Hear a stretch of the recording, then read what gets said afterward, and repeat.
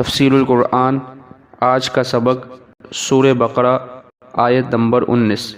اعوذ باللہ من الشیطان الرجیم، بسم اللہ الرحمن الرحیم۔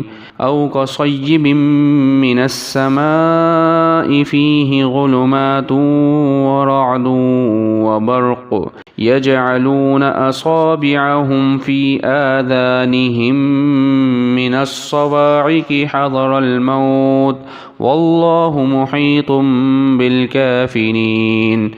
ترجمہ: یا پھر ان منافقوں کی مثال ایسی ہے جیسے آسمان سے برستی ایک بارش ہو جس میں اندھیریاں بھی ہوں اور گرج بھی اور چمک بھی۔ وہ کڑکوں کی آواز پر موت کے خوف سے اپنی انگلیاں اپنے کانوں میں دے لیتے ہیں، اور اللہ نے کافروں کو گھیرے میں لے رکھا ہے۔ اس آیت مبارکہ کی تفسیر میں مفسرین کرام فرماتے ہیں کہ منافقوں کی پہلی مثال تو ان منافقین سے متعلق تھی جو اسلام کے واضح دلائل سامنے آنے کے باوجود خوب سوچ کر کفر اور نفاق کا راستہ اختیار کیے ہوئے تھے۔ اب منافقین کے اس گروہ کی مثال دی جا رہی ہے جو اسلام لانے کے بارے میں تذبذب کا شکار تھے۔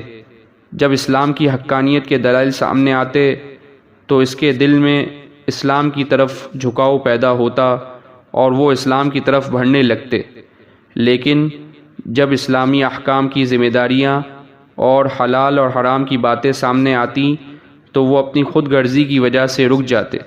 یہاں اسلام کو ایک برستی ہوئی بارش سے تشبیہ دی گئی ہے، اور اس میں کفر و شرک کی خرابیوں کا جو بیان ہے اسے اندھیریوں سے، اور اس میں کفر و شرک پر عذاب کی جو دھمکیاں دی گئی ہیں انہیں گرج سے تشبیہ دی گئی ہے۔